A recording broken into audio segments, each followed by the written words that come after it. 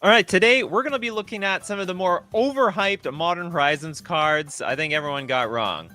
A card that looked very interesting at the time was Deserted Temple. This was a land you tap for a colorless. You can pay one, you can untap target land. That sounds good, right? Like, think of the possibilities. You can untap Nykthos, Gaia's Cradle, maybe even, Lotus Field or something like that. But the thing is, I mean, this thing's worthless. Does anyone want this card? No, not the expensive version, so you can't see. Like, the card at the moment is valued at like 63 cents. I wouldn't say, that's not a pretty hyped price for this thing. I would assume some Commander players want to play this. And I think the problem was there was, like, the number one thing you want to do is you want to untap a land. But then this has to be one of your land drops, which makes the card just probably a little too awkward. Maybe one day, but not yet. Oh my Toads. What I should have started the show on this. Winter Moon. Man, how much did we hear about this card? Especially in competitive play. Winter Moon, a 2-mana artifact. Players can't untap more than one non-basic land during their untap steps.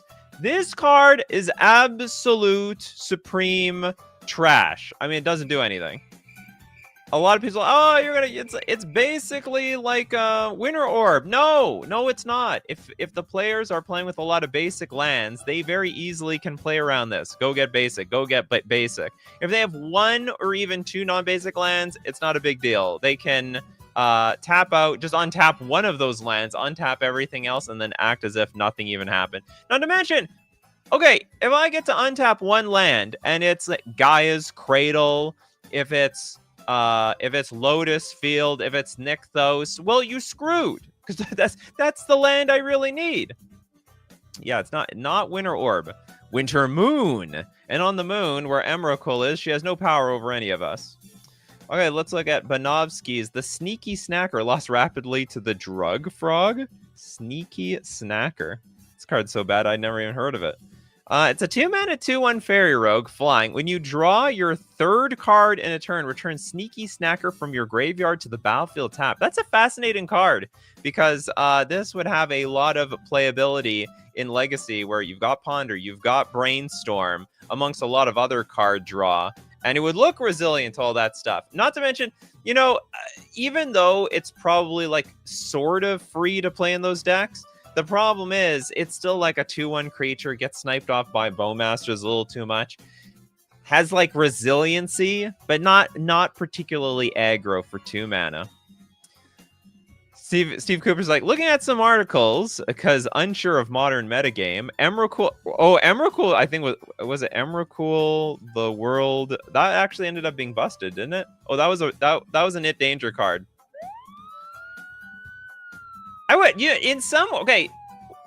In a world, some people got this wrong. There are a lot of people that thought, well, this is still not playable. Like, there's no way anyone's going to play this card because it's a 12-mana 12/12. When you cast this spell, gain control of all creatures target player controls. Flying, protection from spells, permanents that were cast this turn, where Emrakul leaves the battlefield, sacrifice all creatures you control. Like, those are all great things. But what colorless deck in hell is going to madness this thing into play? And it turns out actually the some Tron decks ended up doing it. So this card actually was really playable, and now it's become unplayable. So anyway, this card has actually had a big roller coaster attached to it. Next up, let's get Meme Bruli, Corum the Undertaker. Seemed cool during previews, never saw him again. I know. Sorry about that, Corum. 4 mana 0/5. Gets plus X plus 0, though, where X is the greatest power among creatures in all graveyards. You gotta fill that graveyard. By the way, very vulnerable to graveyard hate. When Corum attacks, each player mills a card. That's not a lot of cards. We need to build more than that to buff this guy up. During each of your turns, you may play a land and cast a spell from among cards in graveyards that were put there from libraries this turn. Not for forever. It's got to be this turn, so it's going to be super inconsistent. We've got a super chat from Rated Lex. Thank you so much for your super chat. As Moran, there was some hype around this card. This card ended up seeing a lot of play, actually. It saw play in a lot of food decks. I don't remember. Yeah, so it immediately saw play. What's it called?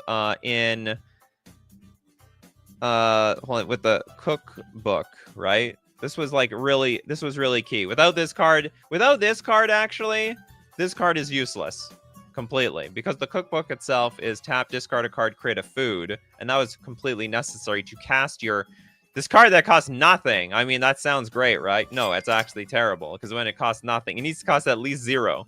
There's nothing, and then there's 0, and 0 costs more than nothing. And in some sense, it's free. Okay, if you discard the card, you can pay a red or a black to cast the spell. When it enters the battlefield, you may search your library for a card named the Underworld Cookbook, reveal it, put it into your hand, then shuffle, sacrifice 2 foods, target creature deals 6 damage to itself. This actually ended up seeing a ton of play, and then eventually disappeared because as interactive as this card is, it actually has not a lot of power. It's just a 3/3 creature by itself. So, I mean, if you kill this thing, you might be like really good at making a bunch of food, and those foods maybe in the moment can kill a big creature. But in the end, these decks couldn't overwhelm a lot of people, and sort of just ended up biting the dust, or went to dust. That's a good Hex Drinker. This card looks so good on the surface, and it just ended up being just complete poop. I mean, it's a green 2/1. I mean, that's Savannah Lions with complete upside. With a level up. If you level it to 3, which is not very hard, it's already a 4/4 creature that has protection from instants. That's like half of True Name Nemesis. But if you can get it to level 8, it was a 6/6 True Name Nemesis because it had protection from everything.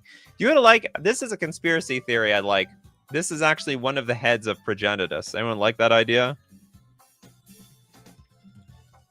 Who's with me on this? Here's Progenitus. This is simply one of the heads. If you cut a head off Progenitus somehow, then it becomes a Hex Drinker. It's not that good for the effort needed. Well, here's the deal. It is, but it isn't. Because the big risk is like level up. Okay, level up. Okay, level up to level 3. In response, you kill it with a removal spell. And it dies to everything. Lightning Bolt, Fatal Push, Swords to Plowshares, Shock, Lava Dart. You can name it infinite. It dies to a brisk breeze. There's nothing that doesn't kill it. And you have to level up at sorcery speed, so it's super vulnerable to anything like that. Not to mention, even if you got it to protection from everything, you can still kill it with like board wipes and so on. Okay, next we got Subtlety sees a lot of play. Don't insult me. I even play Subtlety today.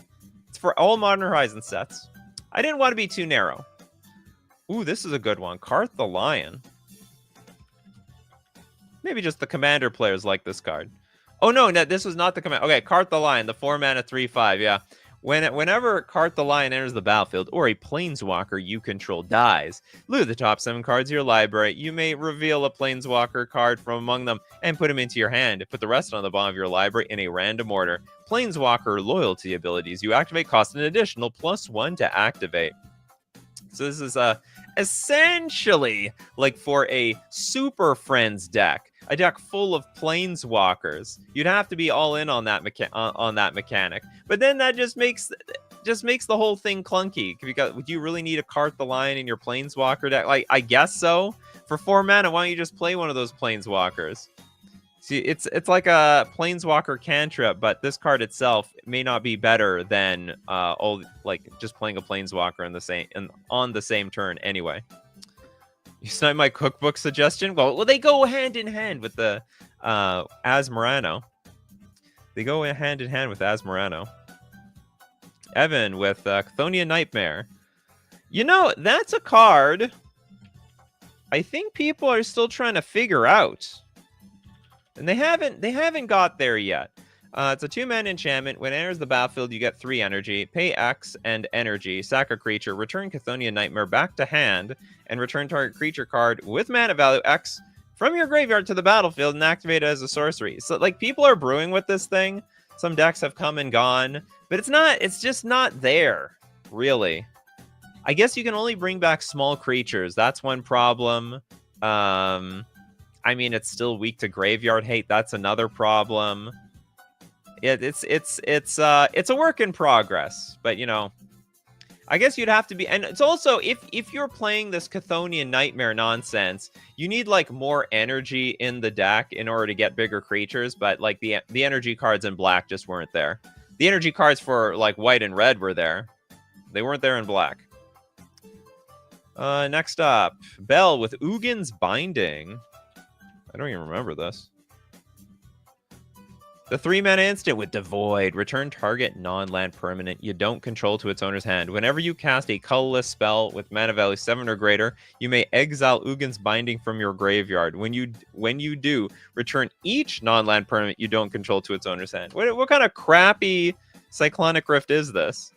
Return. Oh, so whenever you cast a colorless spell with 7 mana value, it's so this is like Kozilek's Return. That's what I'm thinking of? This is the blue version of Kozilek's Return? Yeah, this is Kozilek's Return. If you play a big Eldrazi, you deal 5 damage to everything. Here, you play a big Eldrazi, you bounce everything. This card's so bad I didn't even hear about it. It's mythic. It's a very mythic ability. Play big creature, bounce everything else. Toast is like, Harbinger of the Seas. Does this see play? It sees a lot of play. A lot of formats. I don't know if it sees play in Commander. I would think so, but maybe not. Overhyped for just all formats. It could be any format. That's for sure. Many thought it'd be good with Affinity. Oh! You know, I didn't hear about that. That makes a lot of sense. Because you got things like Thought Monitor and so on. Ice Fang Quaddle. I'm going to pick at random to see how they are. Ice Fang Quaddle sees play everywhere. This is a great one. Cabal Therapist. Yeah, Ice Fang Quaddle sees play in Legacy. Not so much Modern anymore, but it saw a lot of really strong play at the time. Cabal Therapist. I believe this is on like the pack of the cards. It's a black 1/1 horror with Menace. At the beginning of your pre-combat main phase, you may sacrifice a creature. When you do, choose an online card name, then target player reveals their hand and discards all cards with that name. And this was to be a fair version of Cabal Therapy, which saw a good play in Legacy, not overbearingly, but I mean, it was around. And this was supposed to be like the fair version of it. The problem is, the turn you play it, it's useless. You can't activate it at all. So you'd have to wait an entire rotation because it says at the beginning of your pre-combat main phase. Well, if I get to my main phase and I just play this creature, it's too late. Like I can't use it. I need to use it today. I need it right now. What am I supposed to do? Have Leyline of Anticipation on the battlefield and play it during my draw step? No, it's a horribly completely unrealistic to do. This is interesting. Soul Herder. Soul Herder actually, people made fringe decks out of Soul Herder at the time. They were interesting to say the least. 3-mana 1/1. Whenever a creature is exiled from the battlefield, put a +1/+1 counter on Soul Herder. At the beginning of your end step, you may exile another target creature you control, then return that card to the battlefield under its owner's control. I have a feeling at the beginning, I don't know what people's expectations for this card were when it first got revealed, and it did come out from the original Modern Horizons numero uno, and saw some niche play and then just got completely wiped off the face of the planet and has not really seen play since. Arian says, so you're saying the wait time for therapy is too long. That is exactly what I'm saying. You got that right, Arian. You hurt souls, you monster. Next up, let's look at Toads' 6. You know, in theory, this card looks good. It's a 3-mana 2/4. When it attacks, mill 3 cards. You may put a land card from among them into your hand. And as long as it's your turn, non-land permanent cards in your graveyard have retrace. So you can cast permanent cards from your graveyard by discarding a land in addition to paying their other costs. Maybe with time, this card is going to see like a lot more play. I really don't know what people's thoughts were on this particular card during spoiler season.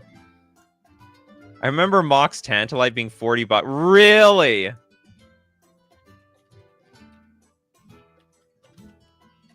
That's absolute nonsense. $40? Is there a historical record of this? Hold on, let's see. I'm going to go to mtgstocks.com. Let's go look up Mox Tantalite. Oh my god, you're right. This thing was $40. It's a Mox. It must be broken. It even had a little bit of a spike here. I have no idea what hyped this thing up. It went from $5 to like $17. That's wild. What was 6? Let's look up 6 that we just looked at. Oh, that was also hyped. Yeah, that was big hype. I guess people thought that this was just going to take over everything. But the thing with 6, at least when I play against it, I mean, it has no ETB. That's the problem. You play this and it just dies, well, then nothing really happened. You literally have to wait a rotation, and then... I mean, if you have enough mana open, I suppose you can use the second ability to play cards from Retrace. But, yeah, Mox Tantalite. From $40 to, like, $10. A Mox Tantalite tail. Next up, Benovsky with Ashling.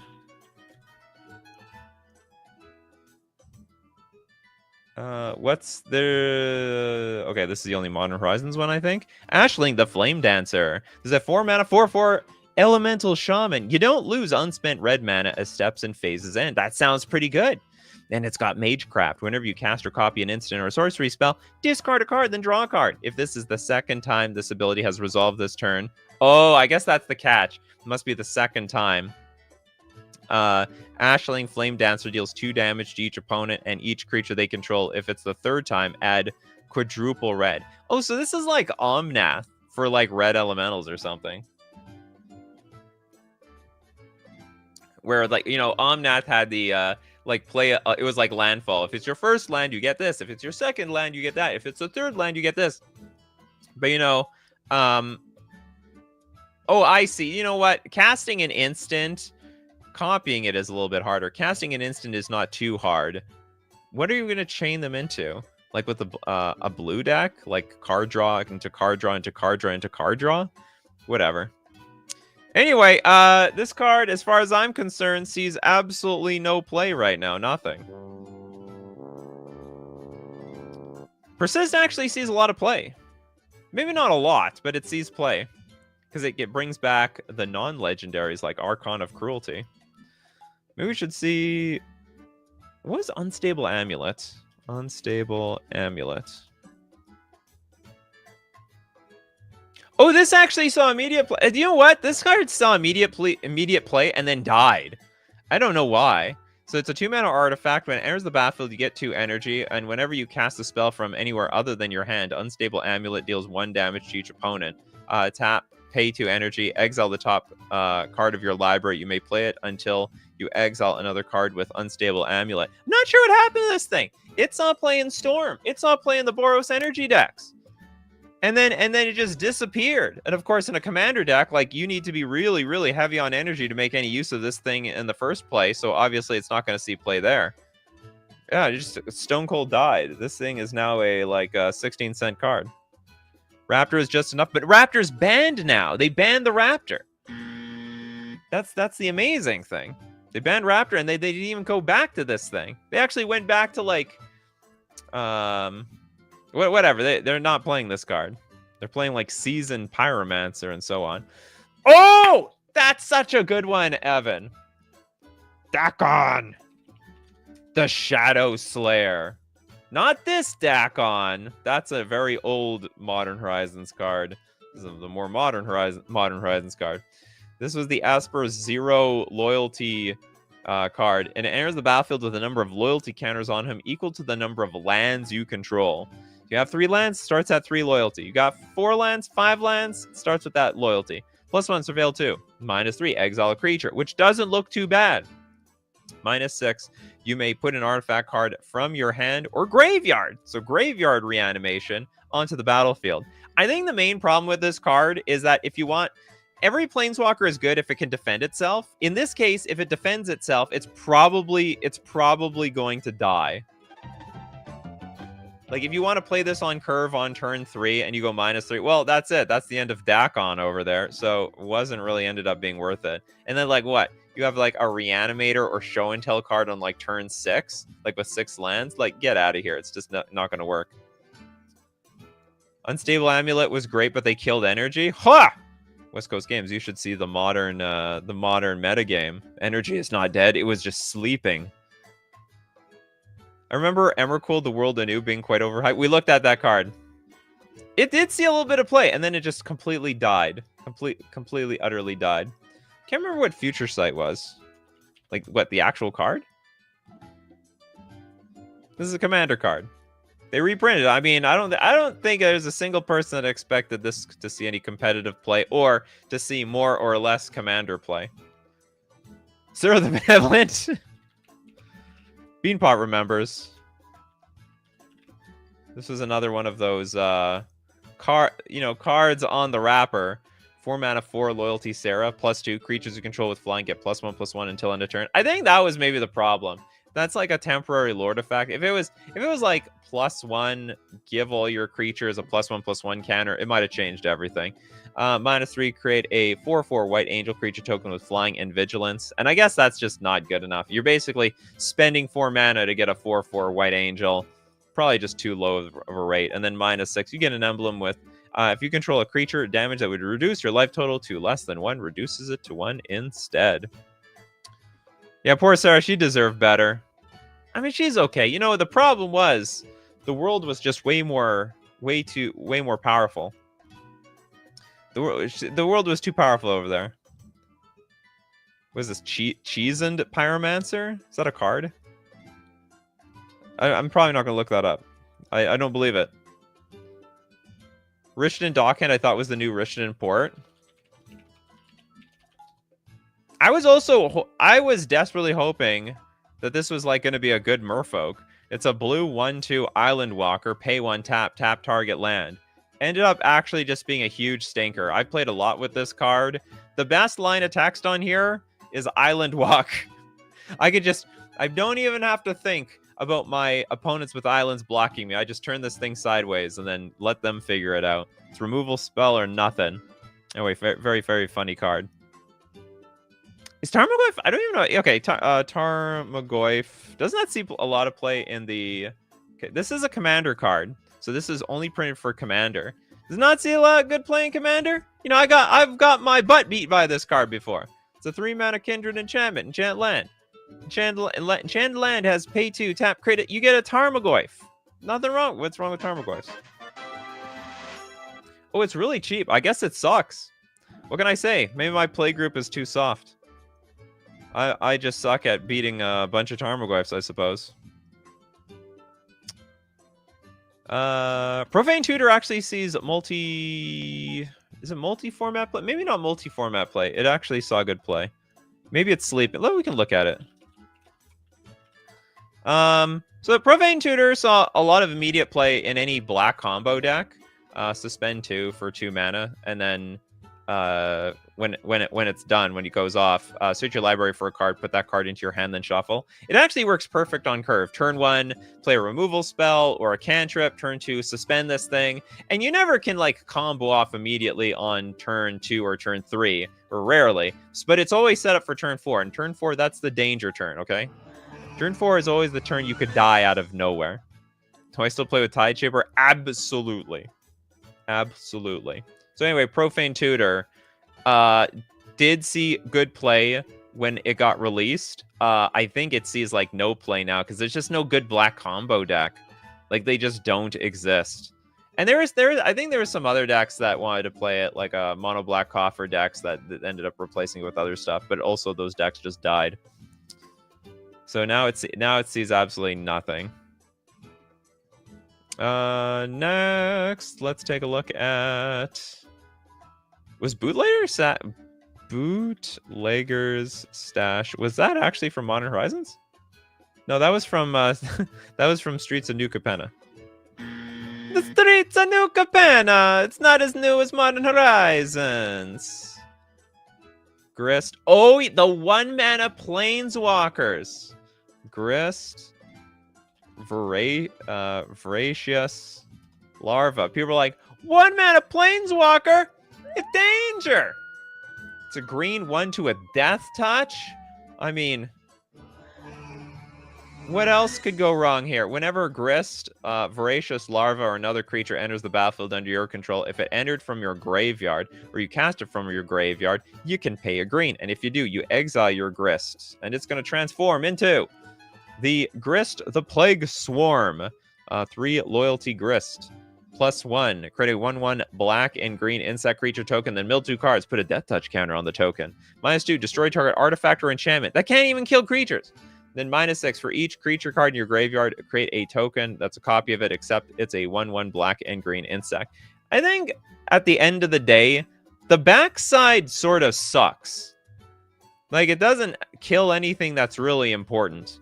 And it just puts a... You might even argue that the front side isn't that much different from the backside. The backside +1, you can put a death touch counter on a 1/1. Well, this already was a death touch creature in the first place, so I think that was the deal.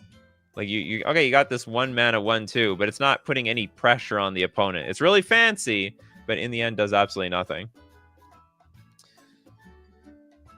Necro Dominance, I don't ever see this one.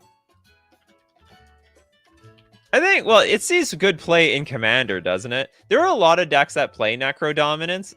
So you know what's my opinion? I think this card is broken. I think this card is incredibly dangerous. It's just waiting for the right deck to be put in. But so far the decks, they don't work. Like, what can I say? I think I was in the camp with a lot of other people that this card is outrageously, stupidly busted because it's just Necropotence, right? Skip your draw step at the beginning of your end step. You may pay any amount of life, and if you do, draw that many cards. And that has, by the way, has synergy with Shieldred. Your maximum hand size is 5. Like, is that really a big deal? And if a card or token would be put into your graveyard from anywhere, exile it instead. Has not lived up to the hype. Like, a lot of the decks, they just don't win. They just don't. I don't know why. I'm still going to be in the camp that this thing's broken and it's just going to wait for the right moment. Because I can tell you, from playing against this card, when it resolves, I just lose. Like, no questions about it. Turn 1, they remove my creature. Turn 2, they remove my creature. Turn 3, Necro Dominance, fill their hand up. I have never, I would say never, I have rarely survived this card. Very, very, very rarely survived this card. You're going to go to the ban list one day. I don't have the proof. I don't have the evidence. But one day it's going to happen. Okay, we're going to look at more Modern Horizons cards that, we got wrong. But we got to thank our sponsor today. First, FusionGamingOnline.com. Maybe you want to buy some of these cards. You know what? We forgot how Soul Talisman, how far it fell from grace. Maybe you want to put that in your commander deck. Or maybe you want to break Necro Dominance. You can do that by buying it at FusionGamingOnline.com. And don't forget, you can pre-order Tarkir Dragonstorm cards. Is it pre-order time? Has that pre-release happened? Pretty sure pre-release. You can buy your dragons. Go buy your dragons at FusionGamingOnline.com. And don't forget to use coupon code Nikachu at checkout to get 5% off all your purchases. And we're also going to thank Mana Traders, the premier place to rent Magic cards online. This is the breeding ground to find out if these cards were any good in the first place. And you know what? If they don't work out, that's fine. You just send your deck back and you go get another one. That's the whole point of playing with more decks. By renting with Mana Traders on Magic Online. You can support the channel using my Mana Traders link in the description below, or save 40% cash back on your 3rd month subscription using coupon code Nikachu_ZUL. And now we go back to Modern Horizons nonsense. That's a good one, Bell. Echoes of Eternity. So this card does, Did you mean Echoes of Eternity or Echoes of Eons? I actually don't remember this one. Okay, Echoes of Eternity, 6 mana. If a triggered ability, if a colorless spell you control, or another colorless permanent you control triggers, that ability triggers an additional time. Oh, so this is like, it's almost like, it's like a doubling season for triggered abilities. Whenever you cast a colorless spell, copy it. You may choose new targets for the copy. I have to admit, reading this, I mean, it looks very dangerous. I don't want to play against this card. It would just wipe me off the face of the earth. Sees no play as far as I'm concerned.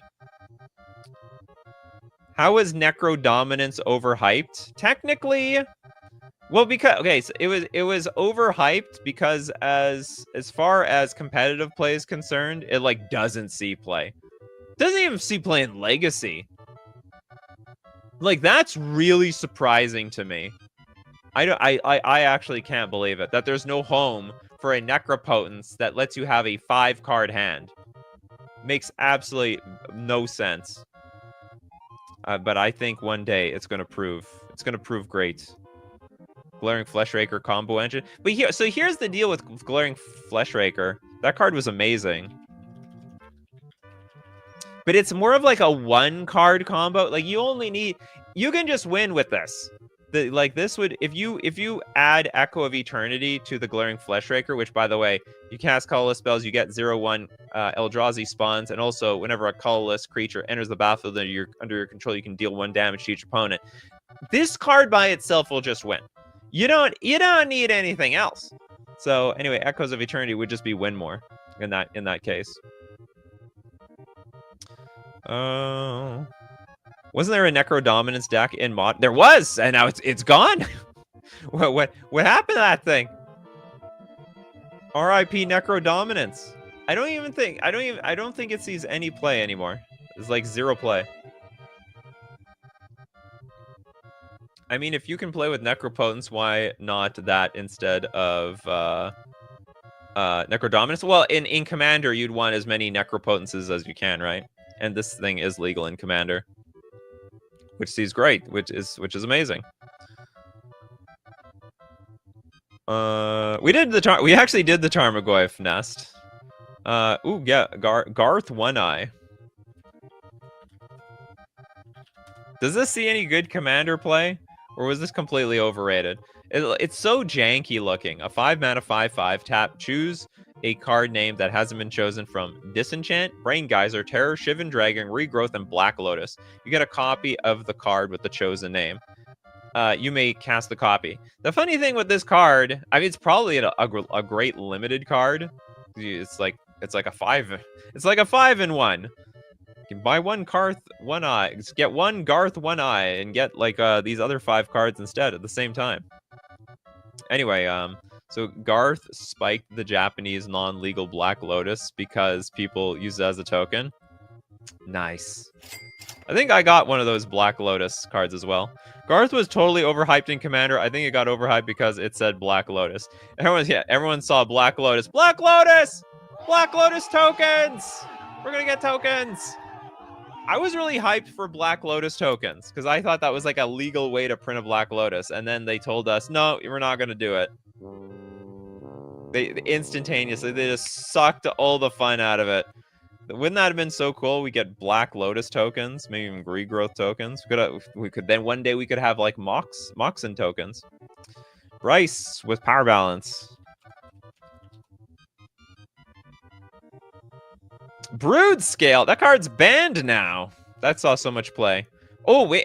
Actually, okay, we actually could talk about that. Okay, let's look at Power Balance, the red enchantment. Whenever an opponent casts a spell, you may reveal the top card of your library. If you do, you may cast the card without paying its mana cost if the 2 spells have the same mana value.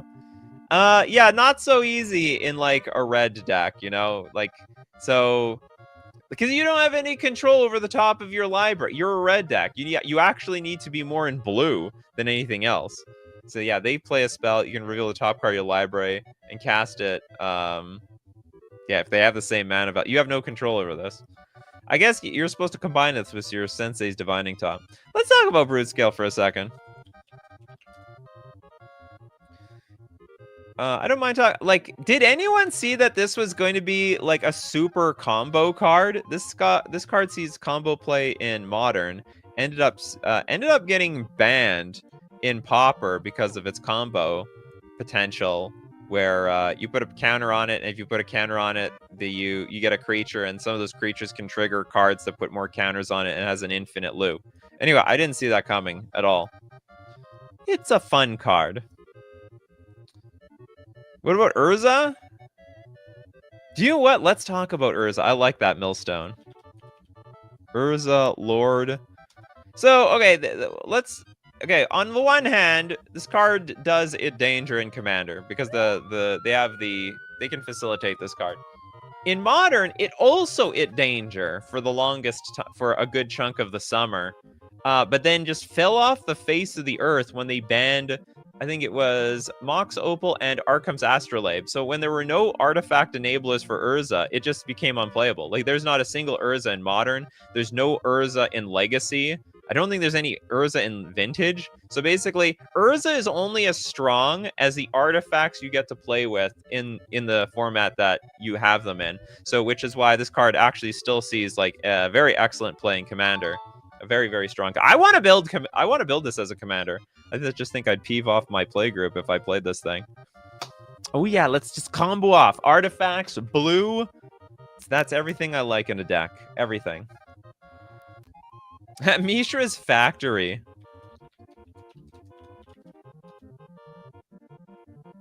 Mishra's Yeah, well, yeah. I don't know how much play we were expecting out of this card. It taps for a colorless. You can pay 1. It becomes a 2/2 assembly worker. And an artifact creature until end of turn. It's still land. Tap a target assembly worker creature gets +1/+1 until end of turn. Because we already have Mutavault in like all the respective formats. Oh, let's get a. Where is the? Here's the Modern Horizons version. Oh, I didn't even know they had an alternate art here too. Wow, what a waste of that alternate art. 14 cents. Oh, sorry. No, the alternate art is 44 cents if you really want it. Oh, you love Urza in Vintage? I didn't know Urza saw play in Vintage. I believe it, though. I'll let you play Urza in EDH. Thank you. Thanks, Bryce. I need to be part of your play group. So, yeah, Mishra's Factory. I think the expectations were relatively low, and they didn't even meet those expectations. Oh. Thrasta. Tempest Roar. Okay. I made a whole video on this card. I thought this card was going to be like a pretty good win condition in a variety of decks. I was just dead wrong. 12 mana for a 7/7. Costs 3 to less to cast for each other spell you've cast this turn. So you can rattle off a bunch of spells and you can play this thing. It's Trample and Haste. Trample over Planeswalkers. That's not that relevant. But like the turn it comes into play, you can swing and punch your opponent. Thrasta Tempest Roar has hexproof as long as it entered the battlefield this turn. That sounds great, except it's not. It's totally pointless. It's just so hard to get this thing in play. There's just not enough decks where you get to like play a bunch of spells and pay the double green. It was a complete fail. Yeah, this card ended up doing almost nothing. It saw some fringe combo play in some weird decks, but like outside of that, nothing. Just totally nothing. We talked about Tarmogoyf Nest, Christopher B. We got that one. Dot 11 with Kozilek's Unsealing. I don't even remember this card. What's with this art? There's a bunch of like crab people, I guess approaching one of these hedrons. It's a 3-mana enchantment with the Void. Whenever you cast a creature spell with mana value 4, 5, or 6, create 2 0/1 colorless Eldrazi spawn creature tokens with. Sacrifice this creature and add a colorless. Whenever you cast a creature spell with mana value 7 or greater, you draw 3 cards. That's very impressive. Sees absolutely no play. Nothing. This card sees so little play, I didn't hear about it until now. I'm learning about this card for the first time right here. It's very funny. During spoiler season, there's a lot of cards I never hear about because I only learn about the cards when they're actually good, when I'm playing against them. Until then, they just don't exist. Ice Van Quaddle saw a lot of play. Still sees some play in Legacy, I think. That actually saw play for years. We have Null Drifter? I can't remember. Null Drifter from Anna. I don't see it outside the Eldrazi deck, although you could evoke it like a normal Mole Drifter. It actually sees some play in... It actually sees play in blue decks, control decks. I'll tell you why. Because they combo it with Consign to Memory. So you pay the evoke of 3, enters the battlefield, you draw 2 cards, then you consign the evoke trigger, and then it stays in play. So it ended up... But it's very fringe play. Very, very fringe play. Outside of that, there like no one else plays it. Oh, Strix Serenade. You know, you would think this card would see Strix, spelling something wrong here. You would think this card would see like 1 copy somewhere. There it is. It sees absolutely nothing. Like I don't think it sees play anyway. Maybe just as like a 1 of in Commander. So a blue instant, counter target artifact, creature, or planeswalker spell, but you get like a 2/2 blue bird creature token with flying. I wonder if it has something to do with the fact that if you're countering a creature, the opponent can probably use the 2/2 anyway. Whereas when it came to something like Swan Song, the stuff that you're countering, like instant and instant sorcery enchantment, like all those things, maybe the opponent cannot use the bird token. Maybe they can't. But whereas when it comes to like a creature, they probably can use the bird token. Truly a commander card. I think this could see like competitive play, but we're just not in that metagame. Or I guess like if it was a creature, like can we even counter creatures in 2025? Like can we? I don't think so. We couldn't counter I don't even think we can counter creatures in 2020, 2021, 2022, 2023, 2024. All these people complaining about counter spells. Like, as a counter spell player, I feel like my counter spells are useless. Counter spells are banned.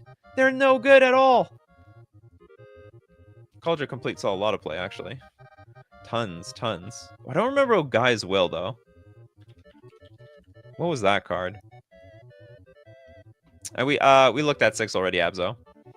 Guy's Will suspend for a green has suspend 4 until end of turn. You may play lands and cast spells from your graveyard. If a card would be put into your graveyard from anywhere this turn, exile that card instead. I don't remember the hype around this card. I want to say people talked about it. Let's look at it on MTG stocks. Guy's Will. How excited were people for this? Oh, they were excited! Holy moly! Pre-order at $18. Well, I can show you the full thing, and it's just been flat ever since. Sorry, guys. Well, we didn't crack you. We didn't crack the code of Guy's Will. Ended up doing nothing. The will of nothing. If you Tidebinder the evoke trigger, does it cause the creature to lose its abilities, or not because it's a cast trigger? No, it will lose its abilities. Correct. It will lose its abilities. As weird as that sounds. Yeah, because if I subtlety my own, if I Tashawn's Tidebinder my own subtlety, it loses flying. Some guys will. Toads, Force of Rage. Force of Rage, 3 mana instant. If it's not your turn, you may exile a red card from your hand rather than pay the spell's mana cost. Create 2 3/1 red elemental creature tokens with flying and haste. Sacrifice those tokens at the beginning of your next upkeep. I can't remember.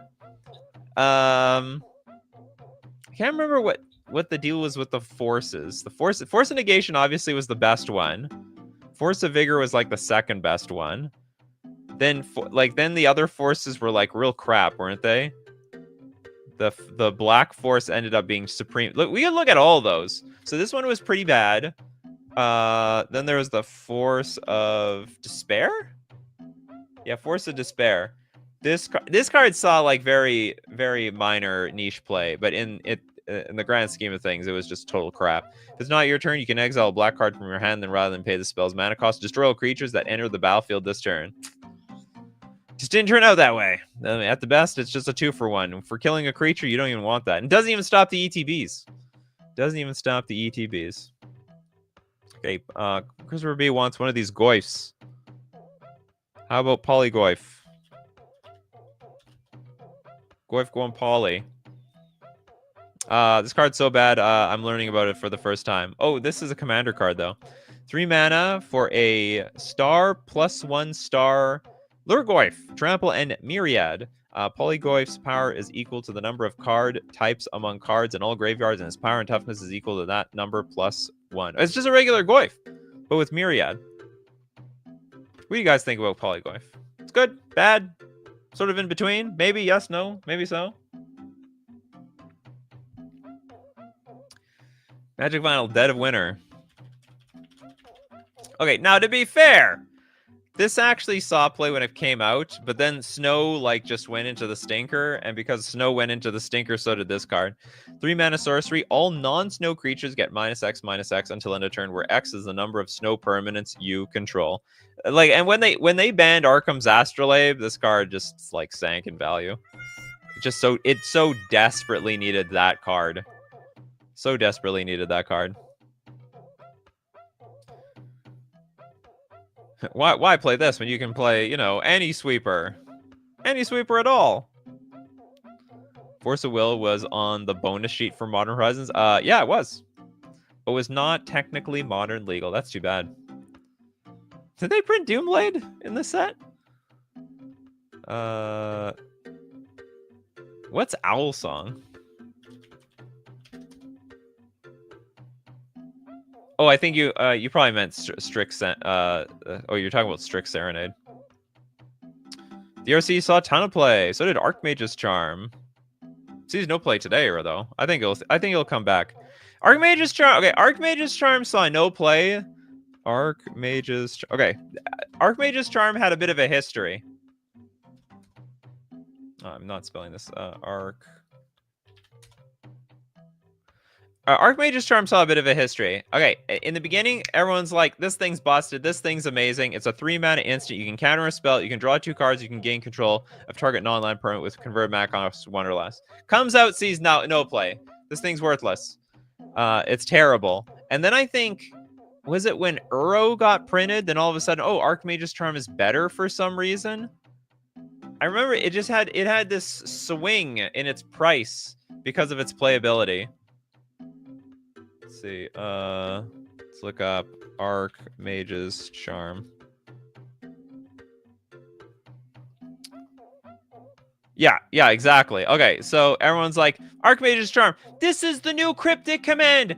This is so awesome. It can do everything. It can steal creatures. It's amazing. Just saw no play whatsoever. And then, no, Uro came around here. I can't remember what was the purpose of Archmage's Charm that it became so popular. I think it was from stealing 1-drops, but I don't know. And then it just soared. I mean, it went to the moon. Damn, I should have sold here. I didn't even realize it cratered to nothing. But I mean, yeah, now Archmage's Charm is just in the dumpster. It's probably not coming back either.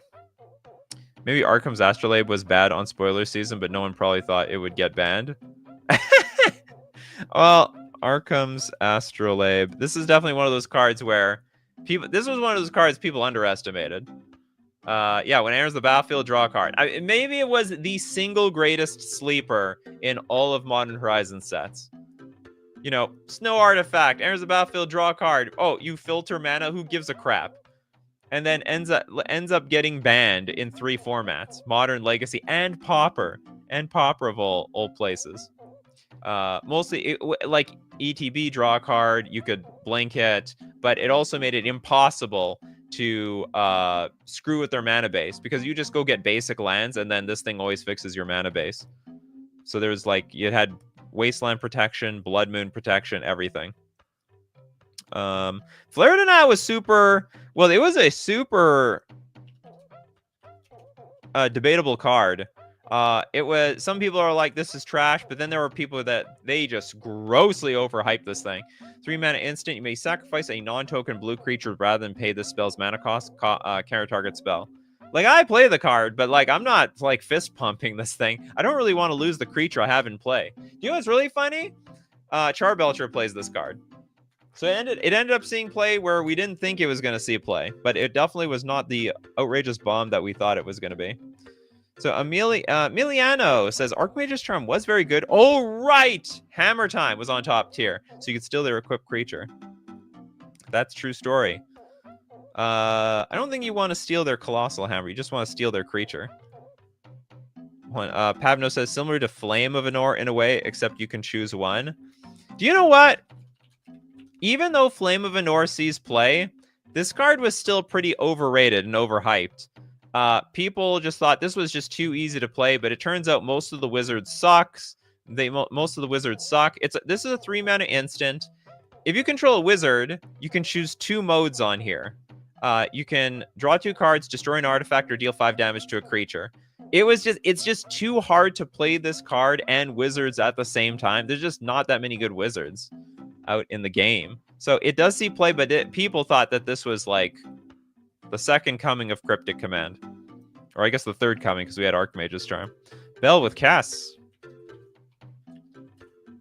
So a great commander card. And then the question was this going to do anything in Modern? A 4-mana 3/4 flyer. During each of your turns, you may cast an instant or sorcery spell from your graveyard. If a spell you cast this way would be put in your graveyard, exile it instead. And it came out in Modern Horizons 1. I would say the biggest problem for this card, if it wasn't in from like Modern Horizons 1, but into Modern Horizons 2, is at some point instants and sorceries were like falling out of favor. Like it wasn't sexy to be playing instants and sorceries. You want to be playing things like elementals and so on. Elementals, Uro. Oh, that was another big thing. This card, which might have been great in a Grixis control deck, was completely overshadowed by Uro. Uro just like made it completely useless. What else do we have here? We talked about Hex Drinker. Flame of Azor is too narrow. Oh, you mean Flame of Anor? Well, this card is really good. The problem, you need a wizard in play for it to work. Because you could play, if you control a wizard as you cast the spell. Like, so if you have no wizards in play, and like, what wizard do you want to play? Snapcaster Mage? And honestly, like, Snapcaster Mage, I'm not really a believer in Snapcaster Mage. Oh my god, Unsouled Mariner. Every Changeling player, you know what my problem is with Unsouled Mariner? Every deck, every Kindred player out there thinks this card's awesome. Anyway, I've played a lot with this card. This card is absolutely stinks. This is a very bad card. It's a 2-mana 2/2 Changeling. Whenever you or a permanent you control becomes the target of a spell or ability an opponent controls, counter that spell or ability unless its controller pays 1. It's only 1! They can easily pay it. Lightning Bolt. Okay, I pay the 1. That's it. It's over. There's nothing else to be said about this. Was Abiding Grace ever good? People tried. Boy, did they try. 3-mana enchantment. It saw some play in some Soul Sister decks. At the beginning of your end step, choose 1. You gain 1 life. Or return target creature card with mana value 1 from your graveyard to the battlefield. So if you have cards like, what's that fog creature? There's that 1-mana white fog, like 1/1 where you sack it and prevent all damage from your opponent. So that saw some play in a deck like this, but not great. Not terrible, though. Oh, Kappa Cannoneer. That's a great suggestion. This card, Danger and Legacy, all right? There are some really strong artifact decks going around for like a year. It's a 6-mana 4/4, but has got Improvise, which means your artifacts can help cast the spell. Each artifact you tap after you're done activating the mana abilities pays for 1. Anyway, it has Ward 4, so forget about killing it. It's not happening. And whenever Kappa Cannoneer or another artifact enters the battlefield under your control, put a +1/+1 counter on Kappa Cannoneer, and it can't be blocked this turn. I find it really weird when it enters the battlefield itself. It gets a +1/+1, so it just starts off as a 5/5, and you get way big, way fast, insane, super quickly. Saw no play in Modern, nothing, 0. It might be coming though. What's it called? A deck using Mox Opal just got banned in Modern, and now people are trying to play with Affinity. People are looking, what's the next broken Mox Opal deck? And Kappa Cannoneer is actually starting to see a little bit of play, but you know, It's been like more than half a year, and Kappa Cannoneer which is not good by itself. Need a little bit more help. Also, there was a new card that came out of Ether Drift. It was like an affinity card. It was a 3/4 flyer for a blue and like some, like, I don't know, some unknown amount of colorless. Literally unkillable. Well, if you have a lot of mana, you can do it. But if you have a lot of mana, it probably means you don't have removal spells. That's just how it is. Fog creature, Spore Frog. No, that's the green one. There's a white one. Argentina says Mariner was worse than Kira in most cases in Merfolk, if I remember correctly. Oh yeah. Unsealed Mariners is worse than Kira in like all the other decks. I saw Humans decks try to play this. I saw like Slivers decks try to play this. I saw a lot of it. The thing is, the tax is not high enough, and it's a 2/2 creature just by itself. So if you have nothing in play and just an Unsealed Mariner, I don't know. Are Grizzly Bears strong enough in 2025? I would say no. I would say no. I don't think it's good at all. Oh, I don't remember Unmarked Grave. Oh, we should. Oh, actually, this is a good one. Okay, hold on. We'll get. Okay, I should do Bell first. Unmarked Grave. See, these are the cards that, like, I totally forgot about these cards. Unmarked Grave, 2-mana sorcery. Search your library for a non-legendary card. Put that card in your graveyard, then shuffle. Yeah, this is 2-mana Entomb. No good. Just sees absolutely no play. It's just better to like draw cards and discard them for the most part. Scale Up. You know what's the biggest problem for Scale Up? I think it was for Infect, but Infect died on the spot. It's a green sorcery. Until end of turn, target creature you control becomes a green worm with base power and toughness 6/4. You can overload it for 6 mana. It was supposed to help Infect. Instead, they completely killed Infect. They killed it with Lava Dart and what else? Yawgmoth. They were so Plague Engineer. They were so oppressive, so outrageously oppressive to 1 toughness creatures. Anyway, no one complains about Infect anymore. How about Orm's Chant? I think Orm's Chant is a card no one had any expectations for. Like, nothing. And then ended up actually seeing some slight fringe modern play. With literally, what was that? What's the artifact that you can copy things over and over again? So this is, yeah, the white instant, kicker of a white. Target player can't cast spells this turn. If it was kicked, creatures can't attack this turn either. So I would say the expectations were like just low to nothing. Oh, for Orcish Bowmasters for killing Infect. Well, Orcish Bowmasters came super later, like something like 4.5 years later. What else do we have? Grave Titan. Grave Titan has always been legal. Always been. Turok sees a little bit of play. Not that good though. I think we saw Mox Tantalite. That was a great one. Yeah, Vexing Bauble has been banned in like several formats.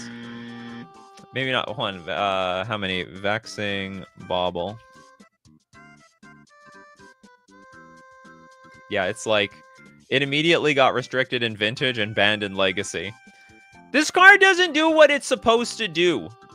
This card, it's supposed to like fight against people who are playing unfairly for free, like with creatures. Because like whenever a player casts a spell, if no mana was spent to cast it, counter that spell. But what it really does is it like screws over like the Force of Will and Force of Negation players. So the players trying to keep the peace in Modern, in Legacy, they're getting screwed over by this thing. Fury killed Infect, but that still like that was Fury like just slammed the door on Infect ever coming back. But Infect was well dead before Modern Horizons 2 came out. Oh, that's an interesting one. Kudo, King Among Bears. The Bears. 2-mana 2/2. Other creatures have base power and toughness 2/2 and are bears, in addition to their other types. That reminds me. What was the bear maker? It was like green, green, green. That was like a super popular card. I don't remember what it's called, though. Everyone remember that card? Endurance is a multi-format all-star. Thank you for the future chat for the yeah. Oh, Merciless! Thank you so. You're welcome. Yeah, I got you, Merc. I'm so sorry. I missed you 1 week, but I got you on the next. I got you on the next week. No one remembers that. There's some grizzly bear making enchantment. Sorry, it's an enchantment. It's green, green, green. Discard a card. Make a bear token. But I don't remember that one. Well, while we think about that, we could talk about Ignoble Hierarch. This card tried to see play, but the problem is it was born in a very harsh world where everyone who has 1 toughness dies. It's a green 0/1 with Exalted. Like, it was supposed to be the successor to Noble Hierarch for any deck that cares about the red and black in their mana base. Anyway, yeah, like barely sees play now because 1 toughness creatures are like pretty oppressively banned, soft banned. Bearscape. That's it. Thanks, Argentina and old boy. No, it's not this. It's another one. Maybe I'm making this card up. Ayula's Influence? Ayula's Influence? That's it. There we go. There's our bear. Yeah, green, green, green enchantment. I knew it. Discard a land, you get a bear. That's way better than this card. Ha! Remove 2 cards in your graveyard from the game and get a 2/2. No way. That's too much work. I guess these combo. Bearscape and Ayula's Influence. First discard cards to get your bears, then exile them to get another one. It's like pay 2, get 1 free. Essentially. Yeah, the bears. Kind of want to make a bear deck now. That was the whole point, you know? They try to entice you with these bear cards. End up seeing like absolutely no play, nothing at all. 75 cents. Allocations, like, I think it's funny how it's not even like most of these cards wouldn't have been playable. Just the rest of the set preemptively power crept them out. Yeah, it's not just that. It's like the future cards power crept them out. Now this thing will never come back. Never. Never in the way. I mean, so long as Bowmasters is a card, or if they ever unban Fury, these cards never coming back. And all future cards with 1 toughness, never happening. Unless it's like Oscillate Pride level. It has to be Oscillate Pride level. Oh, Bell, you really want Tarash on here that badly.